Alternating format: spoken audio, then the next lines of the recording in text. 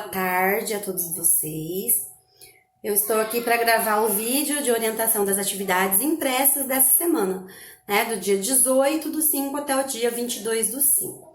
Então, como vocês podem perceber aí no material que os pais de vocês retiraram na escola, vocês podem analisar aí e perceber que segunda, terça e quarta é aula apenas de português e de matemática, certo? Então, eu vou dar uma orientação para facilitar para vocês estarem respondendo as atividades, tá, dessa semana.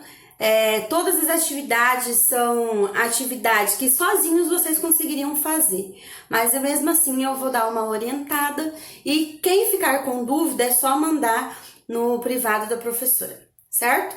Então, português. Primeiro eu vou falar da disciplina de português, língua portuguesa, né? O que a gente vai aprender em português? O que a gente vai trabalhar em português nessa semana? Que vocês vão ter português segunda, terça e quarta, né? Seguindo ali o cronograma. Então, em português, nós vamos trabalhar com leitura, interpretação e escrita. Isso vocês já fazem, né? Então, como eu falei, tudo atividade que vocês já tiveram explicação, que vocês já sabem fazer, certo? Tiveram nos anos anteriores. Leitura, interpretação e escrita, nós utilizamos não só na língua portuguesa, mas em todas as disciplinas, inclusive matemática, né? Situações, problemas, exige uma interpretação do enunciado. Então, nós utilizamos em tudo e em toda a vida, certo? Identificar o gênero do texto. Tem algumas atividades ali que é para você identificar que tipo de texto, qual é o gênero do texto. Aí tá falando o que do texto? É uma poesia? É uma receita? É um anúncio? Qual é o tipo de texto? E sobre isso também nós estamos já estudando desde o início do ano e creio eu que vocês já estudaram também no ano passado, né? Identificar o assunto do texto. Entra aqui também, ó, na interpretação, né? Identificar o assunto do texto. Você lê o texto e você conseguir falar sobre o que o texto está falando. Você conseguir tirar essa informação principal do texto. E para as aulas de português, também é importante vocês recordarem o que é o substantivo. A gente tem que recordar. Vocês lembram o que é um substantivo? Né? É muito importante que tenha atividades ali onde vocês vão ter que lembrar, saber o que é um substantivo comum, o que é um substantivo composto e o que é um substantivo próprio, certo? Então, o que é um substantivo? Substantivos são termos responsáveis por nomear seres, objetos, ações, lugares, certo? E existem 9 tipos de substantivo. Dentre esses 9 tipos, nós vamos lembrar hoje o comum, o composto e o próprio. Mas quais são os 9? Então, como eu falei, além desses 3, nós temos o substantivo coletivo, o abstrato, o concreto, o simples, o derivado e também tem o primitivo, certo? Mas hoje eu vou falar apenas dos 3, comum, composto e próprio. O que seria um substantivo comum? O substantivo comum ele é uma palavra que dá nome a seres e coisas. Refere-se a qualquer ser ou objeto de uma determinada espécie sem particularizá-lo. Ou seja, não é o nome dele, mas refere-se a ele. Por exemplo, mulher, gato, cachorro. Aí na atividade de vocês tem um exemplo também. Deixa eu pegar aqui pra gente dar uma olhadinha. Na atividade de vocês fala sobre ele e também tem um exemplo nessa parte aqui, ó. Fala sobre o substantivo comum e ali no texto, aqui diz assim, é uma palavra que dá nome a seres e coisas, por exemplo, fruto, né? E ali tá pedindo para vocês, então, identificar no texto com lápis vermelho, mais 2 substantivos comuns, certo? E o que seria um substantivo composto? Um substantivo composto, ele é formado por mais de um elemento, por meio da composição de palavras. Então, é quando é formado por 2 ou mais palavras. Por exemplo, couve-flor, né? Como é que se escreve couve-flor? Ó, couve-flor. É formado por 2 palavras, então é substantivo composto. 3 palavras. Louva a Deus. Como é que se escreve? Louva. Esse louva a Deus é aquele bichinho verdinho, né, que tem. Então, olha só, exemplos de substantivo composto, que é composto por 2 ou mais palavras, certo? E o que seria um substantivo próprio?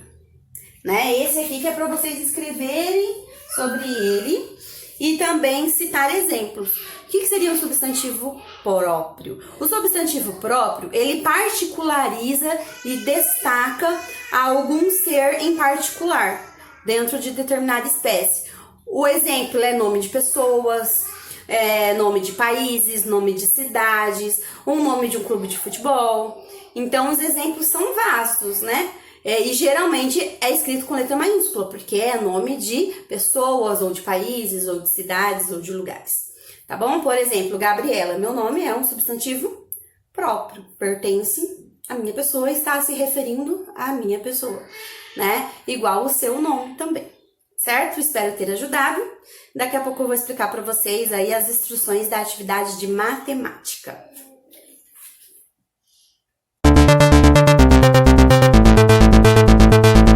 Continuar com a orientação das atividades de matemática. Nessas folhas aí impressas, na atividade segunda, terça e quarta, o que tem aí de matemática? Então, de matemática nós vamos ter adição, subtração e multiplicação. Isso vocês já conhecem, já tiram de letra, né? Viram nos anos anteriores e a gente sempre vai estar reforçando, porque é a base, né?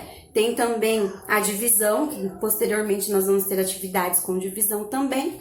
E quando nós falamos em multiplicação, gente, não esquece, estudam sempre a tabuada, tem atividade aí que exige a tabuada, certo?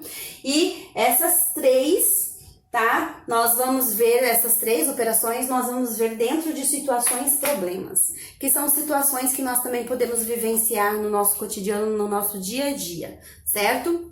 E de matemática também identificar figuras geométricas e o seu número de lados, que é o que nós estávamos vendo semana passada, né, e semana retrasada. Por exemplo, que figura geométrica é essa? Nós chamamos de triângulo, certo? Quantos lados tem o triângulo? Então, vamos contar, ó. 1, 2, 3. Então, tem 3 lados, certo? O que nós temos aqui? Vamos contar o lado primeiro, ó, porque o triângulo, por quê? Porque tem 3 lados. Quantos lados tem essa forma geométrica? Então, vamos lá, tem 1, 2, 3, 4. Tem 4 lados, então, é um quadrado. E também é necessário, na atividade de matemática, analisar o formato, certo? Porque vocês sabem que tem várias figuras geométricas que possuem 4 lados, né? E que não se chamam quadrados, tem um nome específico devido ao seu formato. Então, de matemática é apenas isso, muito simples, né? Prestam bastante atenção, leiam, se não entendeu, lê novamente. E se mesmo assim ficar com dúvida, manda lá para a professora no WhatsApp, lá no privado da professora, que a professora vai estar tentando ajudar da melhor forma, bom?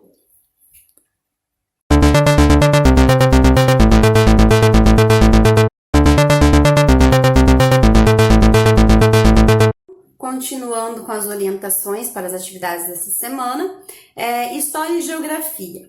O que nós já vimos em História e Geografia e o que vamos ver com essa atividade impressa? Então, se você for ver os conteúdos de História e Geografia, eles se completam, né? Em História, o que nós estávamos vendo em História? Em História, nós estudamos sobre o surgimento das cidades, né? Que nós aprendemos um pouquinho sobre o Neolítico, o Paleolítico.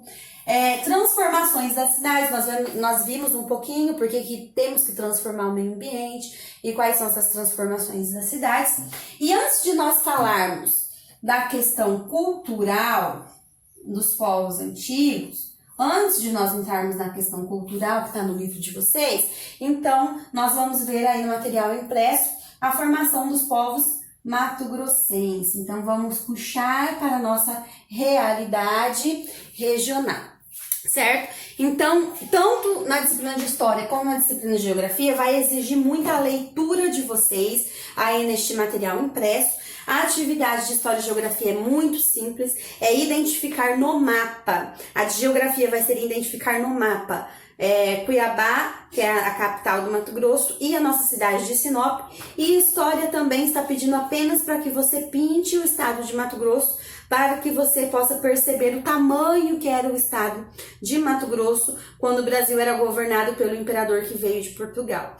Então, são atividades bem simples e é muito importante mesmo a leitura deste material, para que vocês consigam aprender com a leitura e identificar aonde que é o nosso estado, aonde que é a nossa cidade, aonde que fica a capital do nosso estado, tá bom? E geografia, então, você pode ver que os conteúdos eles casam, né? Em geografia a gente viu as características das cidades, nós vimos o processo de urbanização e o que é a urbanização, né? O que é a urbanização? É esse processo do crescimento das cidades, os seres humanos saíram do campo indo para a cidade, né? A evolução das cidades, certo? É o meio urbano são as cidades. Formação das cidades brasileiras, a gente viu um pouquinho também sobre como que as cidades brasileiras foram formadas. E agora, aí no material de vocês, vamos trazer também para a nossa realidade regional, aspectos da população de Mato Grosso. Então, ele vai falar algumas características. Olha, nós já vimos as características das cidades em geral, né? E agora nós vamos ver algumas características das cidades de Mato Grosso, do estado de Mato Grosso. Então, o orientativo de História e Geografia é bem simples. Semana que vem nós vamos continuar com o conteúdo da apostila, não só de História e Geografia, mas de todas as disciplinas.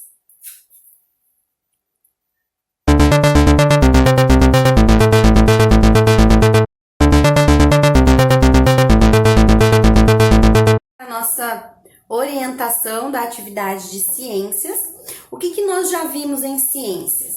Na nossa apostila, nós vimos o que é matéria, né? Que é tudo que tem massa e ocupa lugar no espaço.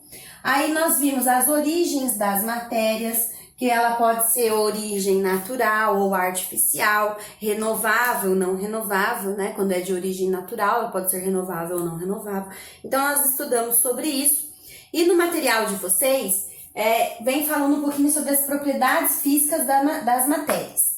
Nós temos várias propriedades físicas da matéria.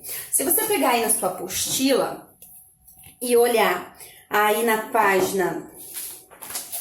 Deixa eu só voltar aqui. Na página 17, começa falando sobre as propriedades físicas dos materiais. Então, nós temos a densidade, resistência mecânica, a dureza, aqui fala da elasticidade, solubilidade, magnetismo, e também vai falar um pouquinho sobre a condutibilidade térmica e também tem a condutibilidade elétrica. Então, aqui na atividade impressa de vocês, vai falar um pouquinho sobre a condutibilidade térmica. Você já parou para analisar que tem alguns materiais que eles seguram a temperatura, né? Existem bolsas térmicas, por exemplo, a própria garrafa de café, né? Quando a gente vai, por exemplo, numa festa onde não tem freezer, aonde que as pessoas colocam o refrigerante, a bebida para manter gelada? É em caixas de isopor, né? Então, quando nós falamos sobre manter a temperatura ou aqueles materiais que esquentam rápido, que esfriam rápido, nós estamos falando em condutibilidade térmica, certo? Então, na apostila de vocês, no material impresso de vocês, tem aí uma atividade sobre condutibilidade térmica para vocês estarem fazendo, tem uma experiência para vocês estarem fazendo, e semana que vem a prof vai explicar cada uma das propriedades físicas da matéria de forma mais detalhada. Mas primeiro, a prof quer que vocês tenham essa experiência aí na casa de vocês e pensem um pouquinho, para vocês lembrarem dos conhecimentos que vocês já possuem a respeito deste conteúdo, tá bom? Certinho? Ciências, tá? Tranquilinho.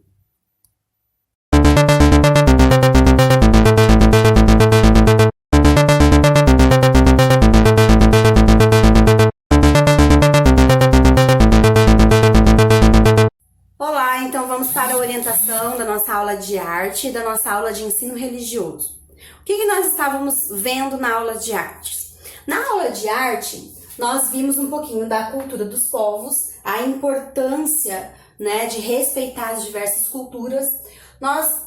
Vocês viram a aula passada sobre a arte erudita e popular, a cultura erudita e popular, ou a arte erudita e popular, né? Eu espero que vocês tenham aí entendido a diferença da arte erudita e da arte popular por meio daquele vídeo que eu mandei para vocês, né? Que o que é a arte erudita?